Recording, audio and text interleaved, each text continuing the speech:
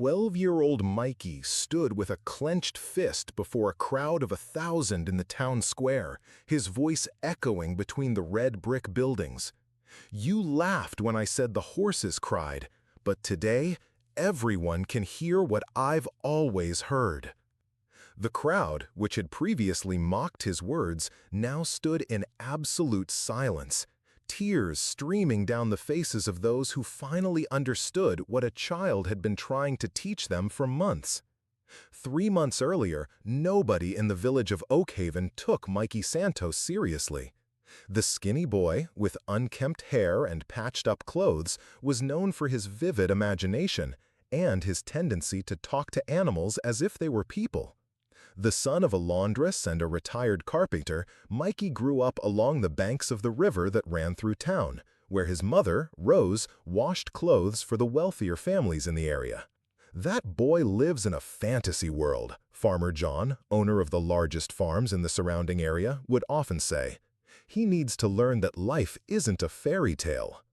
Farmer John, a man with a graying mustache and an upright posture, represented everything Mikey didn't understand about the adult world: the harshness, the coldness, the inability to see beyond what was immediately apparent. One September morning, as dew still kissed the grass, Mikey discovered something that would change his life forever. Walking down the dirt road to school, he heard a sound he would never forget: a low, deep lament, as if it were rising from the earth itself. Following the sound, he deviated from his usual path and entered an abandoned property, where he found a sorrel mare caught in barbed wire. The animal, its eyes filled with tears and its body trembling, seemed to whisper words that only Mikey could understand. They weren't words in the literal sense, but something deeper, a language of the heart that transcended species barriers. The mare told him about her hunger, her thirst, her despair at being separated from her young foal. "Don't worry," Mikey murmured, reaching out to stroke the animal's muzzle. "I'll help you." In that moment, a silent pact was sealed between the boy and the mare, a commitment that would echo far beyond that misty morning. Mikey ran to town, looking for adults who could help. First, he went to the veterinarian's house, Dr. Evans, a kind man, but one who was overwhelmed with work. "Son, that mare isn't my responsibility," the doctor said, without even looking up from the papers scattered on his desk. "Besides, animals don't talk. You need to stop with these fantasies." Frustrated but not discouraged, Mikey sought out the town's priest, Father Michael, hoping to find someone who would understand his language of compassion. "My son," said the priest, adjusting his glasses on his nose, "God gave us dominion over animals. They exist to serve us, not to converse with us." With each door he knocked on, Mikey faced the same pattern: looks of disbelief, condescending smiles, and the growing feeling that he inhabited a world different from everyone else's. But his determination did not falter. He returned every day to the abandoned lot, bringing water in old bottles and grass he collected from the riverbank. During these visits, Mikey discovered that he wasn't the only one inhabiting that forgotten place. There was also an elderly donkey with gray fur that limped on its right hind leg. Its eyes, deep as ancient wells, told stories of decades of hard work, of heavy burdens carried under the scorching sun, of a lifetime dedicated to service without ever receiving a word of gratitude. "You deserve better," Mikey said, sitting between the two animals, sharing the lunch his mother had prepared for him for school. The animals seemed to understand every word, approaching the boy with a growing confidence with each encounter. It was during one of these conversations that Mikey realized something fundamental. He wasn't imagining things. The animals were truly communicating with him, not through human words, but through an emotional language that transcended conventional barriers. He could feel the mare's sadness when she remembered her foal, the donkey's resignation in the face of a life of suffering, and the hope of both whenever he appeared on the horizon. Determined to do something more concrete, Mikey decided to seek out Farmer John, since the abandoned lot was near his properties. He found the farmer on the porch of his large house, drinking coffee and reading city newspapers. "Farmer John," Mikey said, taking his worn hat off his head, "I need to talk to you about some animals that are abandoned." Farmer John looked up, studying the boy with a mixture of irritation and curiosity. "What animals, boy?" he asked, without hiding the disdain in his voice. "A mare and a donkey, sir. They're trapped on an abandoned lot, hungry and thirsty. They told me they need help." Mikey knew his words would sound strange, but he couldn't lie about his experience. Farmer John let out a harsh laugh. "Told you, boy, you're going crazy. Animals don't talk. They're just beasts, bred to work and die when they're no longer useful." He paused, observing the determined expression on Mikey's face. "Besides, that property isn't mine. It belongs to the bank now. If there are animals there, it's the bank's problem." "But they're suffering," Mikey insisted, feeling tears welling up in his eyes. "They can't get loose from the fences. They're scared." "Scared?" Farmer John leaned forward, his voice becoming harsher. "Kid, you need to learn something. In this world, those who can't defend themselves perish. That's the law of nature. These animals have served their purpose. Now it's time to accept their fate." Mikey left with a broken heart, but not defeated. If the adults couldn't hear what he heard, perhaps it was his mission to translate this silent language to the world. He started visiting other places in the region, discovering that the plight of abandoned animals was more common than he'd imagined. At the old brick factory, he found 3 dogs who had been left behind when the company went bankrupt. They were docile animals who had served as guardians for years, but now scavenged for food in the trash. On a defunct farm on the outskirts of town, he discovered pigs confined to tiny spaces without access to clean water or adequate food. Each discovery strengthened his conviction that he needed to do something. He began documenting everything in an old notebook he'd received from his teacher, drawing the animals and noting their stories. He didn't know exactly how he would use this information, but he felt it was important. Miss Mary, a young woman new to town, was the first adult to not immediately dismiss Mikey's words. "You have a very big heart," she said, flipping through the boy's notebook during recess. "Maybe others can't hear what you hear, but that doesn't mean you're wrong." "Do you believe me?" Mikey asked, his eyes shining with hope. "I believe you have a special sensitivity to the suffering of others," Mary replied carefully. "And I believe that sometimes children see things that adults have forgotten how to see." This support, though cautious, gave Mikey the courage to continue. He intensified his visits to the animals, always bringing water and food he managed to gather. His mother, Rose, initially worried about her son's lateness, eventually understood the importance of his mission when Mikey showed her the notebook. "My son," she said, hugging the boy, "you have your grandfather's heart. He always said that animals have souls too." It was the first time Mikey had heard this story about his grandfather who had died before he was born. Inspired by these words, Mikey decided he needed to make his voice heard throughout the town. He started talking about the animals to anyone he met, at the market, in the square, outside the church. His passion was contagious, but his words were still met with skepticism. "That boy is becoming obsessive," commented Mrs. Francis, the bakery owner. "He needs a psychologist, not an audience for his fantasies." But Mikey didn't give up. He realized that if he talked about the animals as if they were people, as if they had feelings and stories, he might be able to touch people's hearts. He began telling the stories the animals told him. The mare who dreamed of running free in the meadows, the donkey who remembered the times he carried flowers to the market, the dogs who held on to the hope of finding a family. Gradually, some people began to pay attention. The young pharmacist, who had always been kind to pets, decided to visit the abandoned land. When she returned, she was visibly moved. "The boy is right," she told anyone who would listen. "There are animals there who really need help." This was Mikey's first victory, small but significant. He realized that his strategy of storytelling, of humanizing the animals, worked better than simply asking for help. People needed to feel an emotional connection to get involved. Slowly, a small group of supporters formed around Mikey. In addition to Miss Mary and the pharmacist, a retired homemaker, a young postal worker, and, surprisingly, Farmer John's teenage son, a sensitive boy who had always felt misunderstood by his father, joined. "You made me realize that I also always heard things my father says are imaginary," young Junior confessed to Mikey. "Maybe we have a sensitivity that they've lost." With this small group, Mikey organized the first rescue expedition to the abandoned animals. It wasn't an official operation, but a community effort to bring food, water, and basic care to the forgotten creatures. With each visit, more people joined the group, touched by the stories Mikey told and the animals' evident need.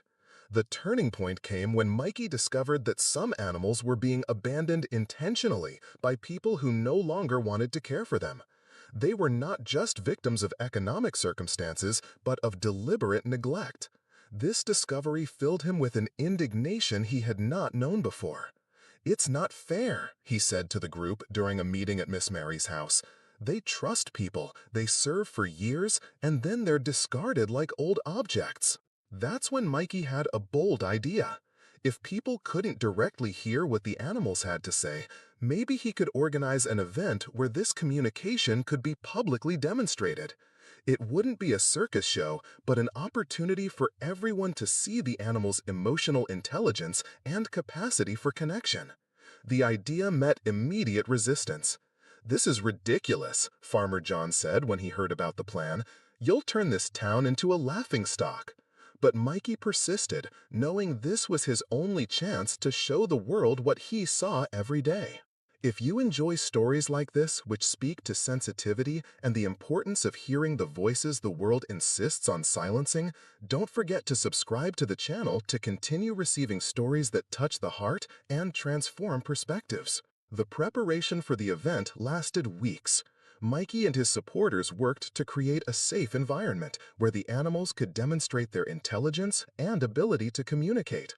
It wouldn't be an exploitative spectacle, but a respectful demonstration of the possible connection between humans and animals. The day dawned on a December morning as the golden sun illuminated the central square of Oakhaven. Mikey had announced the event as a day of listening, inviting the entire population to hear the voices that have always been there, but we've forgotten how to listen to. Hundreds of people gathered in the square, some out of curiosity, others out of skepticism, and a few with genuine hope. Mikey positioned himself in the center, surrounded by the animals he'd been caring for: the chestnut mare, now healthy and with a gleaming coat, the elderly donkey, who walked with more dignity, the dogs who had regained their confidence, and several other animals that had been rescued in recent weeks. "You came here expecting a show," Mikey began, his voice clear and firm despite his age. "But I'm not going to do tricks with these animals. They're not here to entertain us. They're here to teach us." The crowd murmured, some impatiently, others with growing curiosity. Farmer John, present in the front row with an expression of disbelief, crossed his arms and waited for what he considered an imminent failure. Mikey approached the chestnut mare, gently placing her hand on her neck. "This is Star," he said, using the name he had given the animal. "She was separated from her foal 6 months ago. When I found her, she cried every night, not with tears like ours, but with a lament that echoed in the silence." As if responding to Mikey's words, the mare emitted a low, melancholy sound, something between a whinny and a sigh. The sound touched something deep in the hearts of those present, and the murmur of the crowd subsided. Mikey continued with his eyes closed, as if he were listening with his whole body. "She's telling me now about the night she lost her baby," Mikey said, "about how she tried to break through the fences to look for him, about how she still dreams of her running through the fields." The mare lowered her head, gently touching Mikey's face with her muzzle. The gesture was so tender, so full of trust, that several people in the crowd felt their eyes welling up. Mikey moved to the elderly donkey. "This is Buddy," he said. "He worked for 30 years carrying building materials. His back aches, his legs tremble, but he never complained. He never stopped trying to help." The donkey, as if understanding it was his turn to speak, slowly walked to a small child in the front row and gently touched her hand with his muzzle.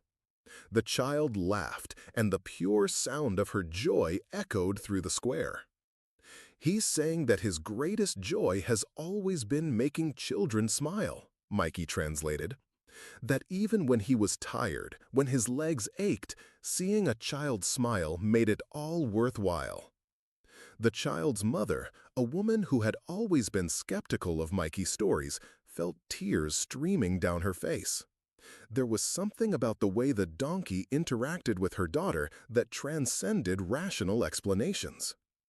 Mikey continued, introducing each animal and telling their stories. They weren't invented stories, but rather emotional translations of what he genuinely perceived in the animal's nonverbal language.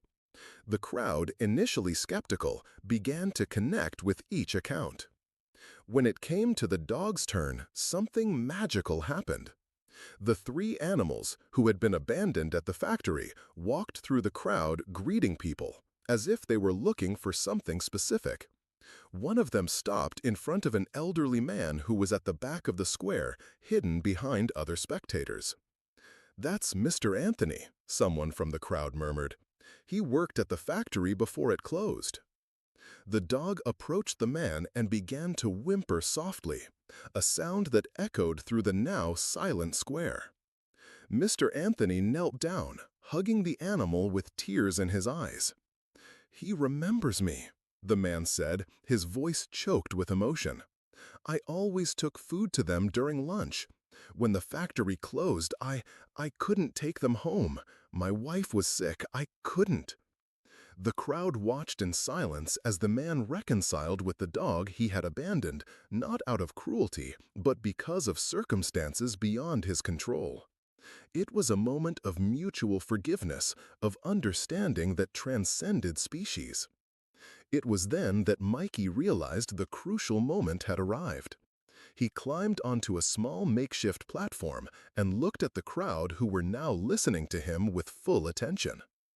"You laughed at me when I said the horses cried," he began, his voice growing in intensity. "You said I was crazy, that I had too much imagination. But you saw today that I was never making up stories. I was translating tears." The crowd remained in absolute silence. Some people lowered their heads, ashamed of having mocked the boy.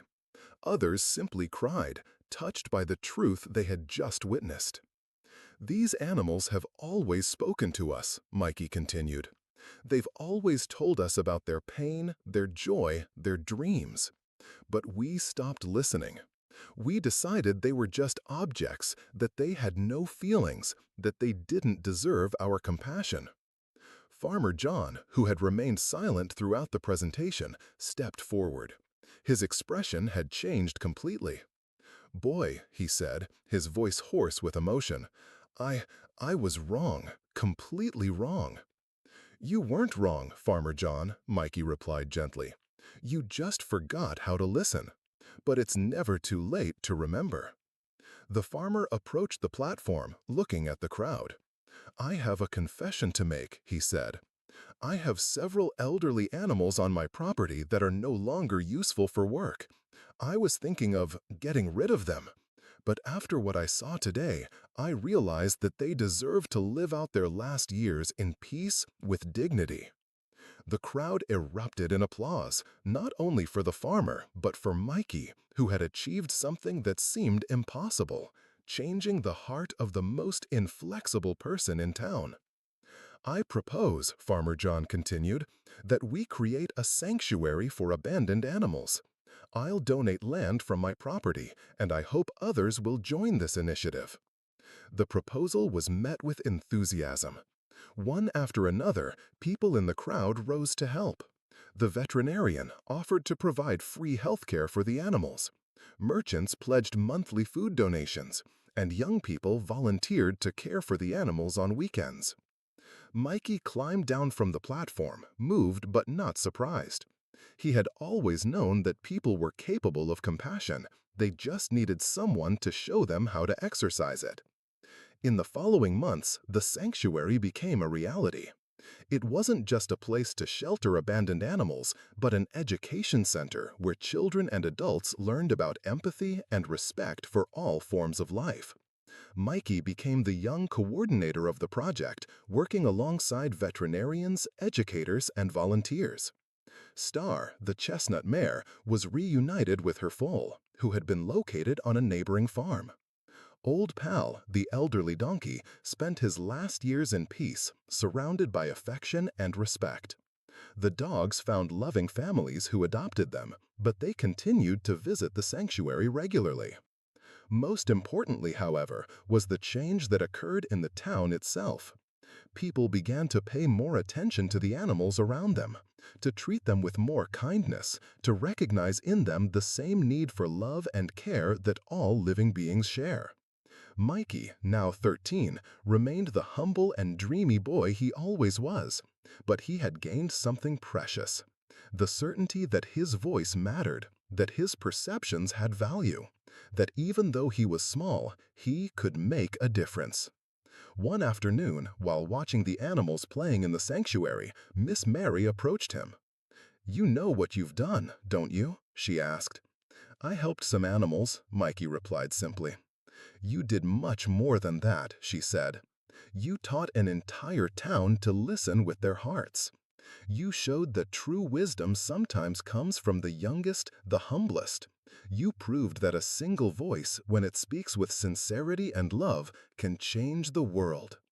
Mikey's story became legend in the region, told and retold to new generations. But for him, the most important thing wasn't the fame or recognition. It was knowing that wherever there was an abandoned animal, a creature suffering in silence, there would always be someone willing to listen, to care, to love. Because in the end, we all speak the same language, the language of the heart. And when we choose to listen with that language, we discover that we have never really been alone in this world. There have always been voices around us, patiently waiting for someone who remembered how to listen.